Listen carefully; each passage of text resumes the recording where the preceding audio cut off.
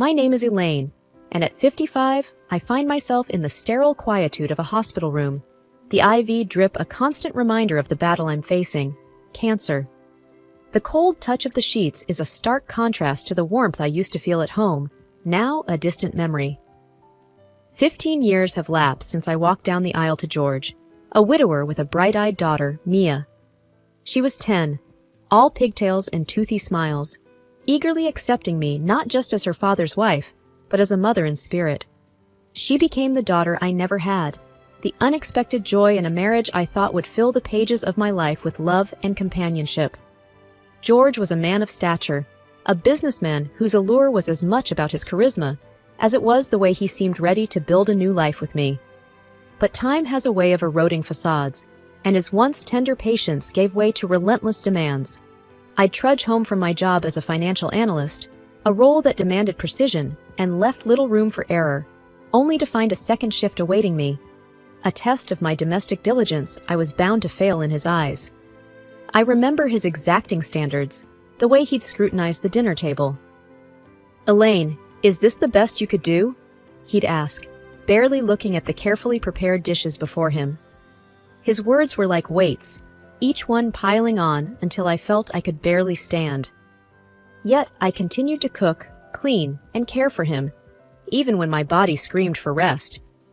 My parents, God bless them, would often tell me, "Elaine, you need to take care of yourself too." But their advice would fall on deaf ears. I was too caught up in the cycle of appeasement. It's during one of these silent meals that my cell phone vibrates, startling me from my thoughts. It's Mia. Her voice is a balm to my tired spirit. "Mom, how are you holding up?" I try to sound stronger than I feel. "I'm hanging in there, sweetie. How are you?" She's silent for a beat too long, and I know she's carrying a weight too heavy for her young shoulders. "I'm worried about you, Mom. Dad, he doesn't seem to care." Her words are a punch to the gut, but not unexpected. George's absence in these sterile white walls has been as loud as the blips on the monitors beside me. "Mia, love, I know. It's okay. We have each other," I say, the words tasting like a mix of sadness and resolve.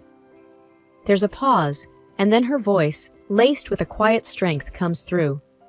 "We do, and I'm here, every step of the way. Don't worry about Dad. Worry about getting better." Her reassurance is the anchor I didn't know I needed.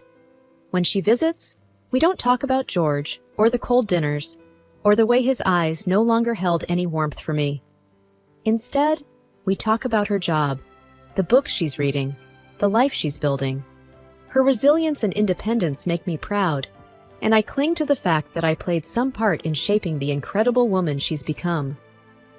I lie back, closing my eyes as Mia's promises echo in my mind. The hospital room feels less confining somehow, as if her words have breathed life into its corners. I am not alone, and that's a thought worth holding on to. The day starts before the sun peeks over the horizon, my alarm clock a relentless foe. I'm up, pulling on the clothes I laid out the night before, my movements as automatic as the coffee maker that sputters to life in the kitchen. George is still asleep, the rise and fall of his chest the only evidence of life. At work, the numbers and spreadsheets are a welcome distraction. They don't complain, they don't demand, they just exist in their black and white cells, waiting for me to make sense of them. My colleagues are another story, buzzing around with office gossip and weekend plans. "Elaine, you've got to come out with us one of these Fridays," Janet from accounting says, popping her head into my cubicle. I manage a smile, though I can't remember the last time I had plans that didn't involve George or a grocery list. "Thanks, Janet. Maybe next time." She gives me a sympathetic pat on the shoulder before buzzing off to her next conversation. Home again, the routine continues. I'm chopping vegetables for the stew George likes when he walks in, early from work. His mood's a toss-up.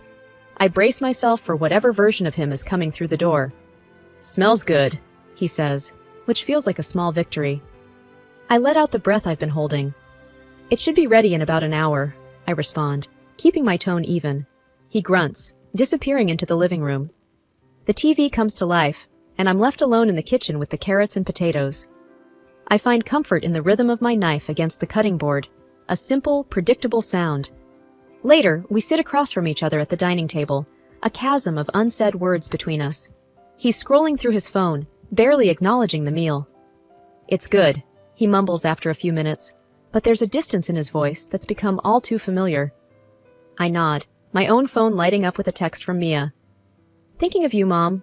Hope dinner went well." I type back a quick, "Love you," and slip the phone back into my pocket. George looks up, eyes narrowing. "Was that Mia?" "Yeah, just checking in," I say, trying to keep the conversation light. He nods, going back to his phone, and we finish dinner in silence. I clean up, the clinking of dishes filling the empty air. Tomorrow will be the same, the grind wearing away like waves on a cliffside, constant and relentless. But tonight, Mia's message is a lifeline, a reminder that not everything is as cold and unforgiving as this routine. There's warmth there, love, and it's enough to keep me going for one more day. The hospital room's constant beeps and murmurs are background noise as I'm lost in thought. It's during one of these quiet moments that Mia walks in, her face etched with worry. I can tell she's bearing a weight, the kind that's ready to topple over. She pulls a chair close to my bed, takes my hand, and sighs deeply. "Mom, there's something you should know," she begins, her voice a mix of anger and sorrow. I squeeze her hand, encouraging her to continue. "What is it, Mia?" "It's about Dad," she pauses, gathering her thoughts. He has someone else." The words hang heavily between us. I had felt the presence of someone in our lives, an invisible intruder, but hearing it confirmed sends a chill through me. "He introduced her to me, Mom," Mia's voice cracks, "as his future wife." The air feels thick, like I'm breathing through cotton. I try to absorb the shock, to maintain some sense of composure for Mia's sake, but inside, I'm reeling. "When?" The word comes out as a whisper. "Last week. He told me he was serious about her," Mia replies, her eyes not leaving mine, a silent apology in her gaze. There's a long pause as I process this betrayal. "Thank you for telling me, sweetheart," I manage to say at last. "How long have you known?" "Just a few days," she admits. "I didn't want to upset you, but I thought it's better you hear it from me." The dull hum of the hospital seems to fade into silence. I'm grateful for her honesty, yet the pain is sharp, unyielding. I nod, feeling an odd sense of calm amidst the turmoil. "We'll deal with this," I say, more to convince myself than to reassure her. Mia leans forward, resting her forehead against our clasped hands. "I'm here for you, Mom, whatever you need." I draw a deep breath, my mind already turning. My husband's betrayal is a deep cut, but I won't let it be the end of my story.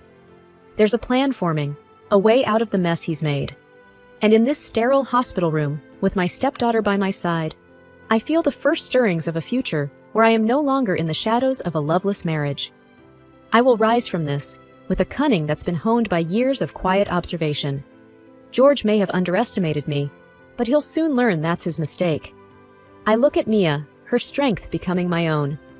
"Let's start planning," I say, and there's a new determination in my voice. Our bond, unbroken by the lies that surround us, is the foundation we'll build upon. And as Mia smiles, a small, fierce smile, I know we'll win this battle together.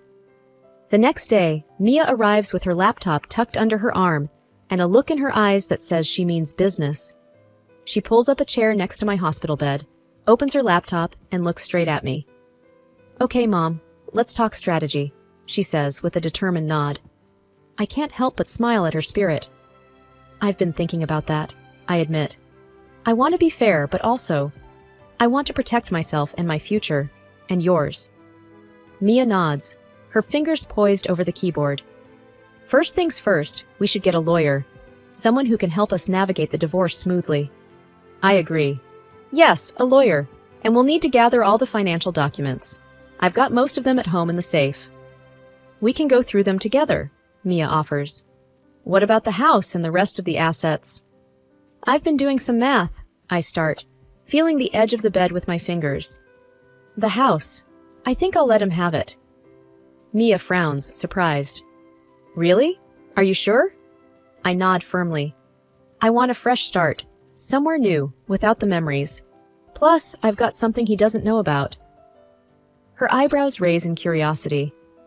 What's that? The investment account, I say. The one my father helped me set up. It's in his name, technically, but it's mine. There's quite a bit of money there, enough for a new place and a comfortable life. Mia's eyes widen. He doesn't know about that? No, and he won't, I state. That money was from before we married.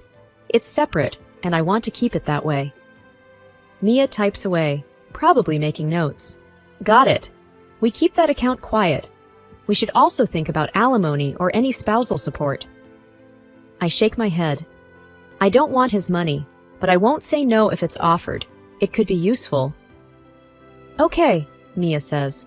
And after the legal stuff is sorted? That's when I start my new life, I say, looking out the window. I want to travel, see places I've always dreamed of. When I'm well, of course. Mia reaches out and squeezes my hand. You'll get well, Mom, and I'll be right there with you wherever you go.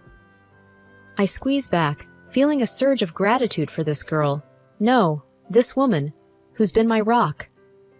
We're in this together, I tell her, and it's more than just about the plan. It's about us, our journey ahead, and the unspoken understanding that we're a team now. The afternoon sun casts long shadows across my bed as we continue to plot, not just for the end of my marriage, but for the beginning of something new. Just the two of us, ready to face whatever comes next. A few days had passed since Mia and I had put together a plan. Lying on my hospital bed, I felt a mixture of anticipation and anxiety about setting our plan into motion. Mia walked into the room, her face flushed from the cold outside. All right, it's time, she said, sitting down beside me. Are you sure you're up for this, Mom? I nodded, the IV in my arm a stark reminder of my current weakness, but my resolve was strong. I'm sure, it's now or never. Mia took out her phone, her thumb hovering over the screen. I'm about to text Dad. I'll tell him that you want to discuss the divorce and that you're willing to talk settlement. That'll get his attention, I murmured, the bitterness in my voice belying my calm exterior. Mia sent the text, and we waited. It didn't take long for her phone to buzz. She read the message and looked up at me. He's biting. Wants to come over tomorrow to talk terms. I couldn't help the wry chuckle that escaped my lips. Talk terms, huh? All right. When he comes, let him believe he's in control. That's the bait. Mia frowned slightly, her concern for me clear. And you're okay with this? With him coming here and acting like he's won? I reached for her hand, my grip firmer than it had been in days. It's just an act, Mia. Remember that. We're letting him think he's won because it's the only way to get what we need from him. Mia squeezed my hand back, her own determination returning to her eyes. Okay, Mom. I trust you. And, I added, make sure he sees the safe when he comes. It's empty, but he doesn't know that. If he thinks there's something valuable in there, it'll keep him focused on the wrong thing. She nodded, making a mental note. Got it. And after he leaves? We proceed with the divorce as planned. But remember, whatever happens, don't let on about the money. That's our ace. Mia stood up, her phone in her pocket. I won't. We'll get through this, just like you said, together. As she walked out, I lay back against my pillow, closing my eyes. This was just the beginning, but I had to believe that it would lead to an end. Our end, one where Mia and I could move forward, free from the shadows of deceit that had loomed over us for far too long. The morning light crept through the blinds, casting lines across the hospital room floor. I had barely slept, thoughts whirling about the upcoming confrontation. I tried to steady my breathing, the rhythmic beeping of the monitor beside my bed, a constant reminder of my situation. There was a knock on the door, and Mia peeked in, her face serious. He's here, Mom. I nodded, sitting up a little straighter. Let him in. Mia opened the door, and in walked George, my soon-to-be ex-husband. He had a smirk on his face that made my stomach turn, but I kept my expression neutral. Hello, George, I said, my voice steady. Didn't expect to see you looking so alive, he sneered, taking a seat without being offered one. So, what's this about a settlement? I took a deep breath. I want to keep things simple. No dragging this out. You can have the house."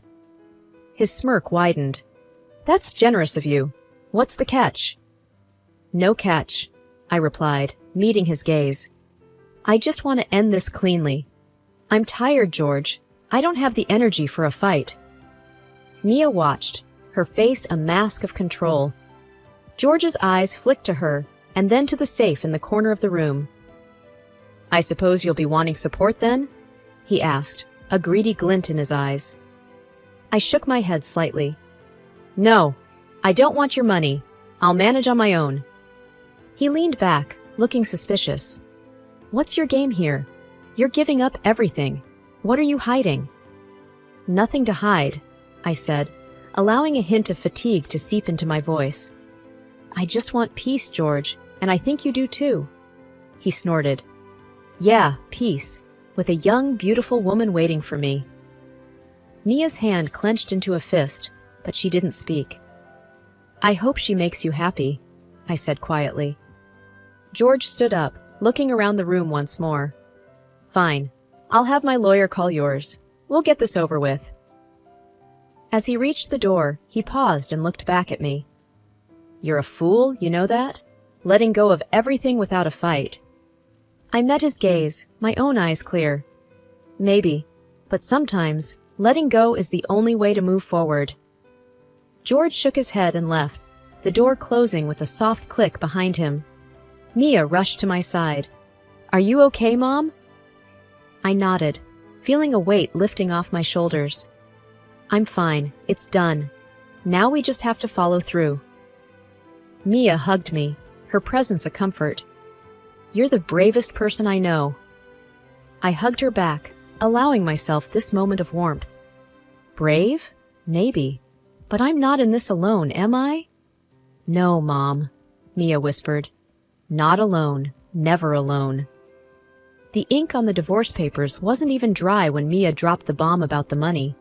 She was hesitant at first, biting her lip in that way she does when she's nervous. But I urged her on, knowing that whatever came next was just another scene in this absurd play my life had become. "Dad knows about the $3 million, Mom," Mia said, her voice barely above a whisper. I sighed, not surprised. "I expected as much. What's his play?" It didn't take long for him to make his move. The next day, he was at my hospital room door, his eyes wide with a mix of greed and desperation. He knelt by my bed, taking my hand in his. "I've been a fool," he started, his voice trembling with feigned emotion. "Please, let's put all this behind us and start over." I looked at him, really looked at him, and I felt nothing. It was liberating. I couldn't help but laugh, a genuine, deep laugh that I hadn't felt in years. "Start over?" I said, pulling my hand away. "There's nothing to start, George. It's done." His face turned an ugly shade of red, the mask slipping. "You think you can mock me?" he hissed. "I'll take you to court. I'll take every penny of that money." "That money," I said calmly, almost enjoying this, "is safely out of your reach. It's in my father's name. There's not a thing you can do about it."